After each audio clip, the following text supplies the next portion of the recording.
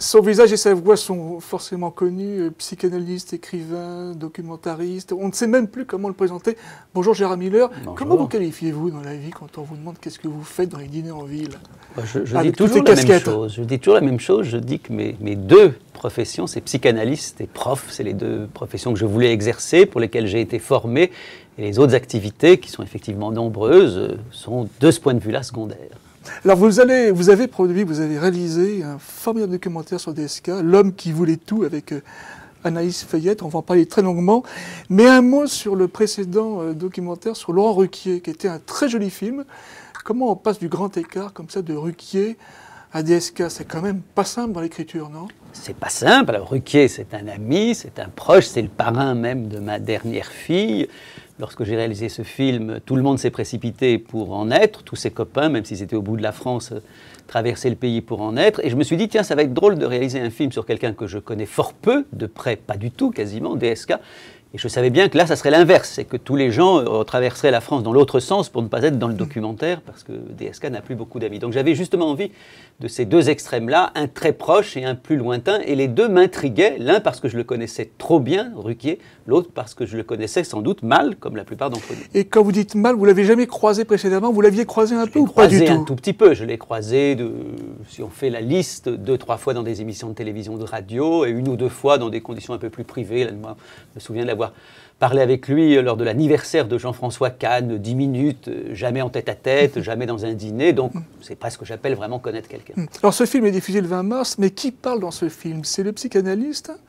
C'est l'écrivain, c'est l'observateur, le journaliste, le chroniqueur. Quel regard vous portez sur le personnage avant qu'on s'y plonge un peu plus en profondeur? Alors, j'ai certainement pas voulu faire une psychanalyse sauvage, parce que je ne crois pas ça possible, mais j'ai porté un regard freudien. Je suis psychanalyste, je considère que c'est un formidable exemple de ce que Freud appelait les phénomènes de la psychologie collective, qu'en plus, on pouvait dire beaucoup de choses inspirées par la psychanalyse, mais le patient n'était pas là. Et puis en psychanalyse, vous savez, il faut que ce soit l'autre qui vous fasse la demande. Il ne m'a jamais rien demandé. Donc c'est, je dirais, un regard freudien que j'ai porté en tant que psychanalyste et en tant qu'écrivain. Parce que dans le film, vous dites que les psys ne sont pas des juges.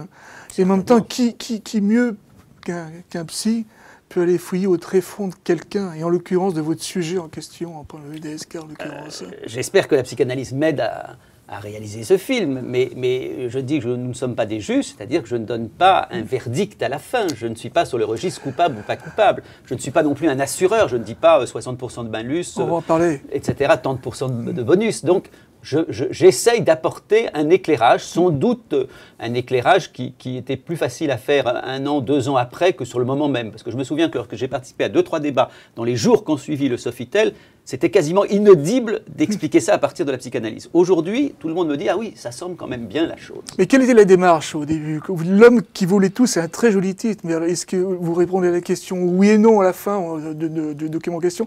Mais quelle était au fond la démarche? C'était d'aller trouver un petit peu ce qu'il y avait au-dessous, sous l'écorce du personnage? Écoutez, je me suis dit une chose très simple. Quelqu'un dont l'objectif est supposé être l'Élysée, qui se trouve passer sa dernière nuit avant finalement la déclaration de candidature. Il rentrait à Paris quelques heures plus tard, il allait voir Merkel, il allait ensuite se déclarer, donc il ne serait plus jamais libre. Quelqu'un qui, la veille même du grand jour, chute, c'est forcément quelqu'un qui a parlé à un psychanalyste. C'est forcément quelqu'un dont l'inconscient, finalement, évidemment, a fait un passage à l'acte. Donc c'est ça le point de départ. C'est comment peut-on arriver si près du but et le rater. Et j'ai voulu comprendre, finalement, si DSK voulait vraiment l'Élysée. Peut-être le voulait-il, mais peut-être que son inconscient, justement, ne le voulait pas. Vous savez, quand on dit l'homme qui voulait tout, quelqu'un qu'il connaissait bien, j'ai rencontré beaucoup de gens qui n'ont pas voulu être dans le film, mais qui le connaissaient bien, quelqu'un m'a dit finalement, il voulait tout et en même temps, il voulait rien. Quand vous voulez tout, c'est que finalement, vous ne voulez rien précisément. Vouloir l'Élysée, c'est vouloir quelque chose aux dépens des autres choses. Il faut forcément sacrifier. Mon point de départ, c'était ça. Je me suis dit, et si ce type, finalement, ne voulait rien sacrifier? S'il voulait, oui, l'Élysée, mais aussi le reste. Et ça, j'ai trouvé que c'était un personnage extraordinaire, un personnage effectivement de roman, parce que qu'est-ce qui caractérise le personnage de roman? C'est justement que d'une certaine façon, il va jusqu'au bout. Nous sommes finalement toujours en train de tempérer un peu nos amours, nos haines, nous n'allons jamais jusqu'au bout. dans le personnage de roman, ce qui nous fascine, c'est qu'il peut aller jusqu'à la mort. Et c'est pour ça que d'une certaine façon, DSK risque beaucoup plus que les autres. Et vous avez essayé de rencontrer l'une, quand j'ai l'une, Anne Sinclair, et l'autre, c'était, vous avez tenté des approches... Lorsque je suis sorti de France Télévisions avec, si j'ose dire, l'accord en poche, parce que France Télévisions a été aussi très prudent, a voulu savoir si on pourrait effectivement traiter le sujet sans blesser personne, sans risquer les foudres de la justice. Lorsque je suis sorti de France Télévisions avec l'accord de la chaîne, j'ai immédiatement appelé l'une des plus proches collaboratrices de DSK que je connaissais, et je lui ai dit, je souhaite rencontrer DSK. Je me doutais bien qu'il ne pourrait pas parler, vous avez remarqué qu'il est extrêmement silencieux bien sûr, et en tout cas jusqu'à ce que l'affaire du Carlton soit jugée, mais je lui ai dit, je veux le rencontrer pour lui expliquer mon projet, je ne vais pas faire un film à charge, je ne vais évidemment pas faire un film hagiographique, je veux lui parler, lui dire un peu mon idée.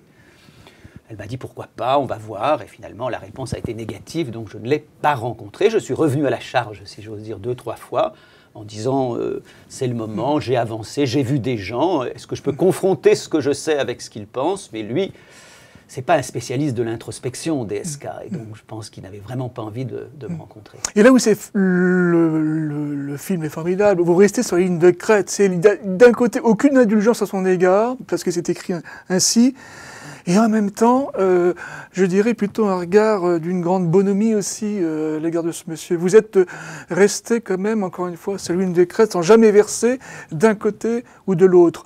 Mais au tréfond de vous-même, est-ce que ça reflète totalement l'idée que vous faites du personnage? Est-ce que ce film retranscrit la réalité, votre vérité, en tout cas la vôtre? Écoutez, la seule chose sur quoi je ne me suis pas étendu, c'est le fait que je suis beaucoup plus à gauche que lui, que s'il avait été candidat pour les socialistes, comme moi je suis un légitimiste de gauche, en général au deuxième tour je vote toujours socialiste, je dois dire que j'aurais été embêté, mais j'aurais sans doute voté pour lui.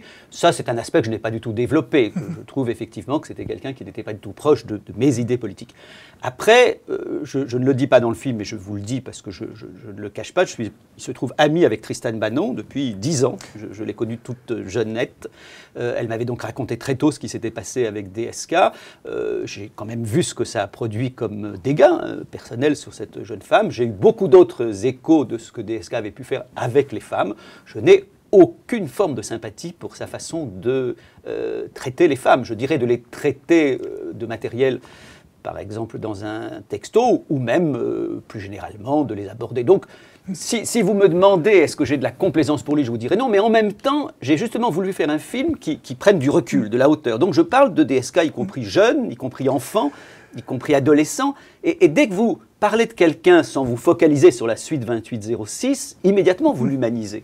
Et il se trouve que j'ai projeté le film à déjà un certain nombre de gens pour voir comment ils réagissaient, y compris à des très proches de DSK, et qu'ils ont plutôt bien réagi parce qu'en effet, je ne suis pas un procureur. Alors, avant de voir un petit extrait dans 20 secondes, vous évoquez Tristan Banon, et que je connais aussi par ailleurs. Elle apparaît dans le film, mais elle ne s'exprime pas.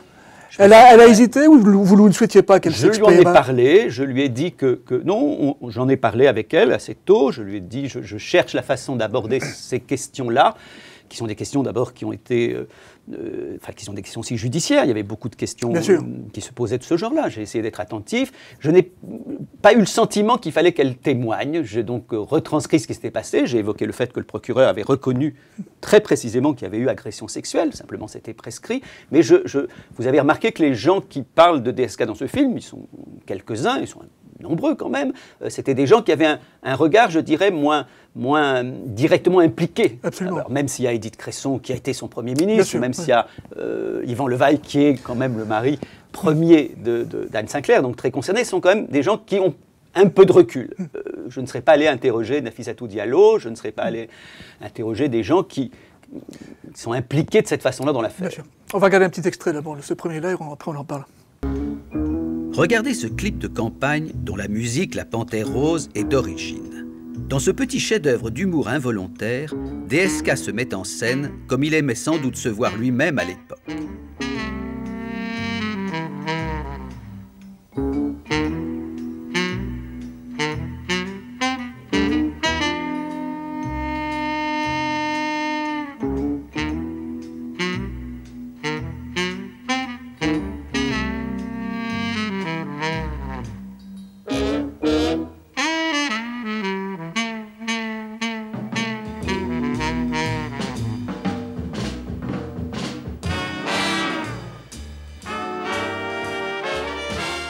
Hélas, la réalité est un peu moins réjouissante. Oui, formidable, ces images, d'où elles viennent d'ailleurs? Ça, c'est une des joies du documentariste, c'est-à-dire qu'évidemment, vous avez des collaborateurs, des gens qui font de nombreuses recherches, pas seulement à l'INA, mais également dans les fonds en province, et on a trouvé ce clip. Il était marqué inédit, donc je pense qu'il n'a jamais été diffusé. On a trouvé ce clip du côté de la Haute-Savoie, puisque c'est là où effectivement Strauss-Kahn a commencé sa vraie carrière politique. C'est un des petits bijoux du film. On sait quand même. Il est très jeune, il a 35 ans. 36 ans, oui, c'est ce qu'on voit marqué sur le papier. C'est effectivement le moment où il décide de trouver un ancrage politique. Il le trouve en Haute-Savoie, c'est ce que je dis, pourquoi pas. Enfin, il explique qu'il adore faire du ski, mais enfin, ce n'est pas une raison suffisante. Et d'ailleurs, à peine il sera élu député, puisqu'il sera élu député, il filera tout de suite, un an plus tard ou un an et demi plus tard, à Sarcelles. Et c'est là quand on revient sur vos propos antérieurs, quand vous dites que ce monsieur n'a peut-être jamais imaginé, jamais voulu, jamais souhaité être président de la République. En même temps, quand on voit ces images, toute sa carrière dit le contraire. C'est plus compliqué que ça. C'est ça que j'essaye d'expliquer dans le film. C'est qu'on peut vouloir une chose et puis une autre. Évidemment qu'il s'est présenté, par exemple, aux primaires socialistes. Évidemment qu'il avait une équipe de communicants, qu'il avait des tas de gens qui se préparaient à l'échéance. Mais en même temps, son désir n'était pas comme celui de Sarkozy ou même comme celui de Mitterrand, n'était pas rivé sur l'Élysée. C'est en ce sens-là, si vous voulez, qu'il ne voulait pas vraiment. Si vous préférez, je dirais qu'il ne voulait pas assez l'Élysée. Quand on veut l'Élysée, il faut faire des sacrifices. Et ma thèse, c'est que DSK ne voulait faire aucun sacrifice. Alors sur le plan personnel, même plus, je dirais, vous l'exonérez de beaucoup de choses aussi. Vous dites, il a fait du borderline, finalement, un mode de vie, un art de vivre, dites-vous. Là, on est dans la psychanalyse la plus profonde. Est-ce que ça ne relève pas aussi chez lui d'une pathologie? Et ça, là-dessus, vous êtes aussi, et tant mieux, d'une grande pudeur. Comme vous dites, tant mieux. Je suis psychanalyste. D'une grande pudeur. Voilà, vous n'abordez pas cette question-là, quand même, qui est au cœur quand même des commentaires concernant DSK depuis des mois. Eh ben, malade ou pas. Voilà, exactement. Vous pensez bien que j'ai bien entendu cette problématique. Je n'ai pas voulu médicaliser la chose. C'est-à-dire que c'est extraordinaire que lorsque quelqu'un dépasse finalement d'une tête ou de plusieurs la moyenne des gens, que ce soit en bien ou en mal, immédiatement, on cherche du côté de la folie, on cherche du côté de la maladie. Non, moi je suis psychanalyste, je ne sais pas ce qui est normal et anormal, et notamment en matière de sexualité. Il n'y a pas de doute qu'il y a là quelque chose de compulsif chez lui, qu'il y a quelque chose qui dépasse la norme. Et il y a quelque chose qui l'a amené d'ailleurs à avoir affaire de très près, je dirais avec raison, à la justice.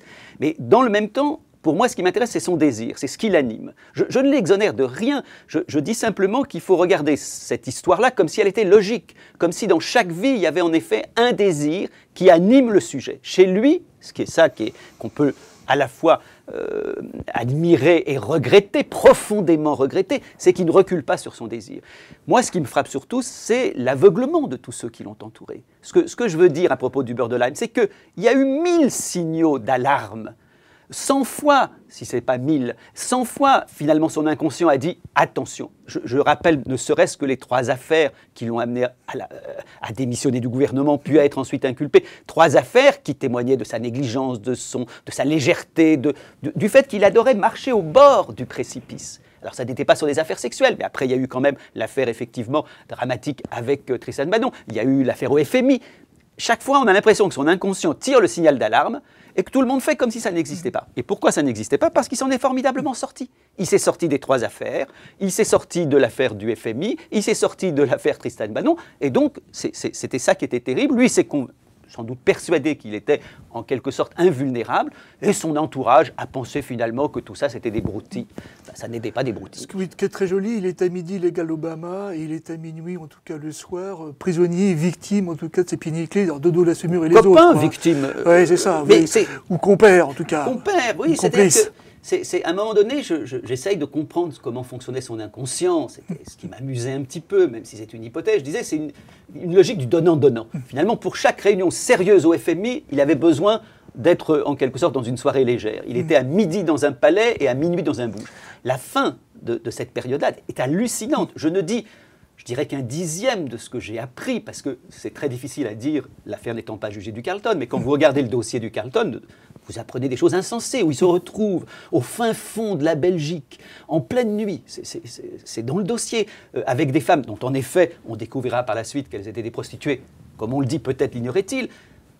Il aurait pu recevoir un coup de couteau, il aurait pu être flingué, enlevé, enfin, aucun garde du corps, rien, et il traverse À un moment donné, il y a une scène où il traverse la Belgique dans une petite voiture à l'arrière, 2 femmes devant qui se révèlent être des prostituées. Enfin, vous auriez écrit ça dans un film, on vous aurait dit, allons, voyons, franchement, monsieur Revel, soyez un petit peu plus réaliste. Eh bien, j'essaye de comprendre comment cet homme a pu se mettre dans ces situations-là, et comment aussi il a mis un certain nombre de gens, et notamment les femmes que vous connaissez, dans des situations épouvantables. C'est vraiment l'homme que son désir, que son inconscient amenait au bord du gouffre. Alors on va voir un deuxième extrait, mais avant le deuxième extrait, faisons un peu de fiction. Si DSK venait frapper votre cabinet aujourd'hui pour une consultation plus sérieusement, est-ce que vous accepteriez effectivement de traiter le cas DSK?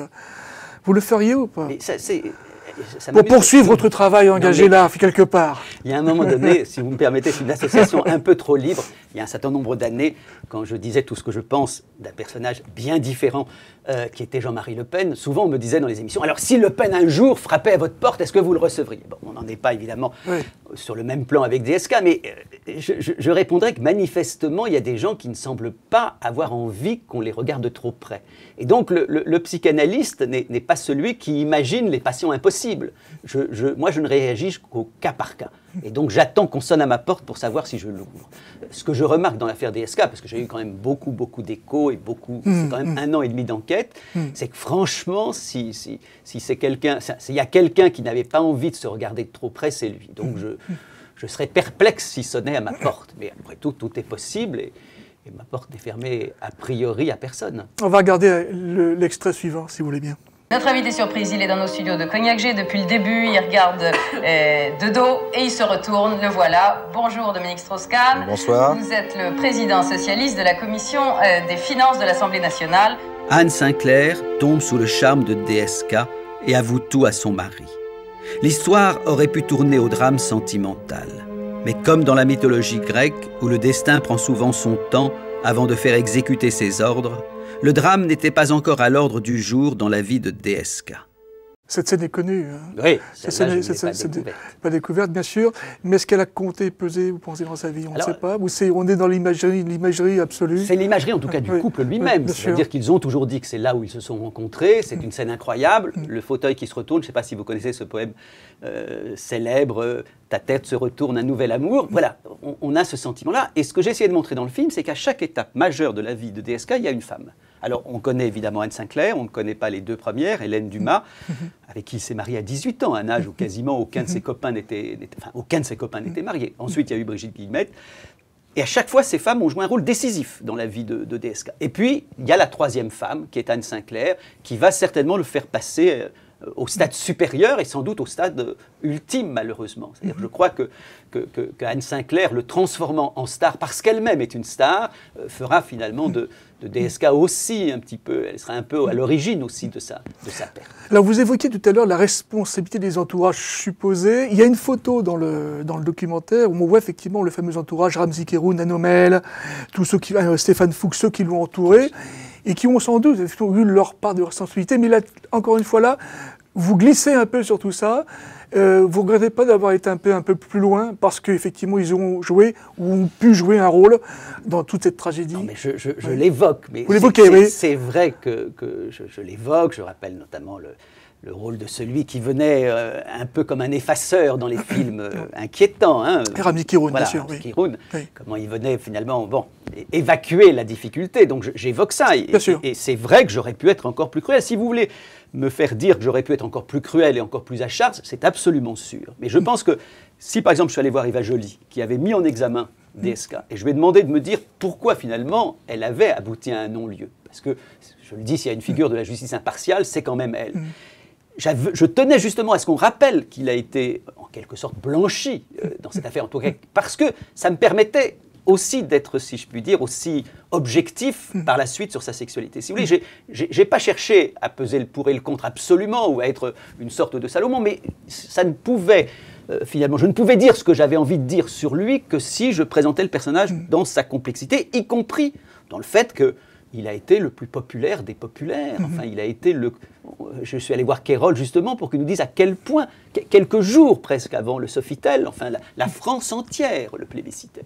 Et quand vous faites le montage du film in fine, il y a des choses que vous avez tues, enlevées, coupées, tronquées, au nom de la vie privée, au nom effectivement d'une certaine pudeur, au nom de votre éthique personnelle. Il y a des...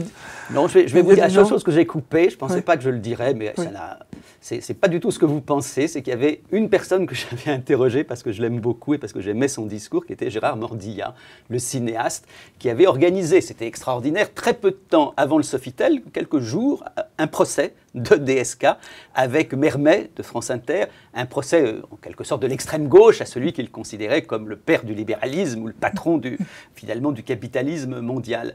Et donc j'ai été voir Mordillat parce que je trouvais d'abord amusant le fait qu'il avait condamné, vous savez, il avait condamné DSK à aller vivre en banlieue et à voir ce qu'était la vraie vie des gens. Et c'était juste avant le Sofitel, et donc il prononce cette condamnation et ensuite il voit 2 jours plus tard DSK arrêté. Et j'avais envie qu'il m'explique ça. Donc il avait fait un topo très bien sur DSK vu par l'extrême gauche. Et puis finalement, je me suis rendu compte que je m'étais fait un peu plaisir, c'est-à-dire que ça ne rentrait pas dans le cadre du film. Donc je n'ai pas censuré la vie privée, j'ai plutôt censuré mon propre regard à travers Mordillat sur le côté quand même très peu socialiste de DSK. Alors pour finir, autre regard bien plus cru, celui de Marcella Yacoub effectivement sur DSK. Vous avez lu le livre, vous l'avez parcouru. Je l'ai lu. Que pensez-vous de l'ouvrage et de sa publication dans les colonnes de l'Obs notamment? Est-ce que ça ajoute quelque chose au débat? Ça vous a éclairé, intéressé ou pas du tout? Alors le film a été terminé pile au moment où ce livre est sorti. Le film était même déjà programmé en première partie de soirée sur France 3. Je me suis dit, si je l'avais eu une semaine plus tôt, qu'est-ce que j'en aurais fait? J'aurais été un peu embarrassé, mais parce que c'est quand même un petit peu difficile de savoir comment traiter ce sujet. Mais je vais vous le dire, ça n'a fait que confirmer mes thèses. C'est-à-dire que je ne connais pas personnellement Marcella Yacoub, je connais ses écrits, je sais quelle femme brillante c'est, et en même temps, si je dois le dire d'un seul mot, quelle femme dangereuse c'est aussi. Parce que justement, c'est une intellectuelle, c'est une écrivaine, c'est une femme qui recherche la faille. Que DSK, en janvier 2011, c'est-à-dire 2012, très peu de temps finalement après être revenu, qu'il se mette, si vous me permettez des expressions, dans la gueule de la louve, qu'il aille non seulement mener une histoire clandestine avec une femme qui est quand même une femme publique, elle raconte dans ce livre qu'il devait se cacher, que tout était secret. Moi, ce qui m'éclaire, c'est la personnalité de DSK. Je me dis, ça ne s'arrêtera donc jamais. Et ça vient valider presque votre documentaire. Ça valide tout à fait mon documentaire. Et je trouve que enfin, je ne suis évidemment pas, je ne peux pas vous dire que j'ai été ravi pour l'Obs que je lis et dont je suis évidemment un fidèle lecteur depuis très longtemps, comme de la plupart des news, donc je ne craignais rien pour l'Express.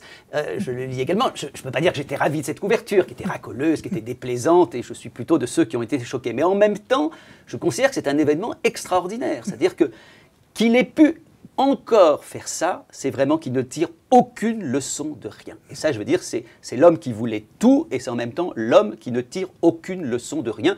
Et si vous me demandiez est-ce que ça pourrait recommencer sous une forme ou sous une autre, puisqu'il n'a plus le même pouvoir, je vous répondrai oui. Moi, je crois effectivement qu'une fois qu'on a vidé la bouteille, eh bien, on peut encore la boire. Et on sent que le sujet, en tout cas, le personnage vous a vraiment pris au tripes. Quelle est la suite maintenant? Vous travaillez sur quoi? Parce que c'est quand même un lourd boulot. Vous avez des projets en cours? Je suis, par chance, en train de faire un autre documentaire pour France Télévisions qui n'est pas si éloigné que ça, qui s'appelle Le prix à payer. C'est-à-dire, lorsqu'on réussit, quel prix est-ce qu'on paye à la réussite? Et c'est un film, cette fois, sur 6 personnages, de François Bayrou à Félicité Herzog, qui paye le prix de la réussite de son père, en passant par Laurence Ferrari, qui a payé le prix du journal de 20 heures, ou de Marie-Jo Pérec, dont vous vous rappelez la désastreuse fin. Donc le prix à payer, c'est le film que je suis en train de tourner. À quelle échéance? On va terminer quand? C'est pour pour la rentrée de septembre-octobre. Parfait. Merci beaucoup, en tout cas, Gérard Miller, d'être passé sur ce plateau. Merci beaucoup. Merci à vous.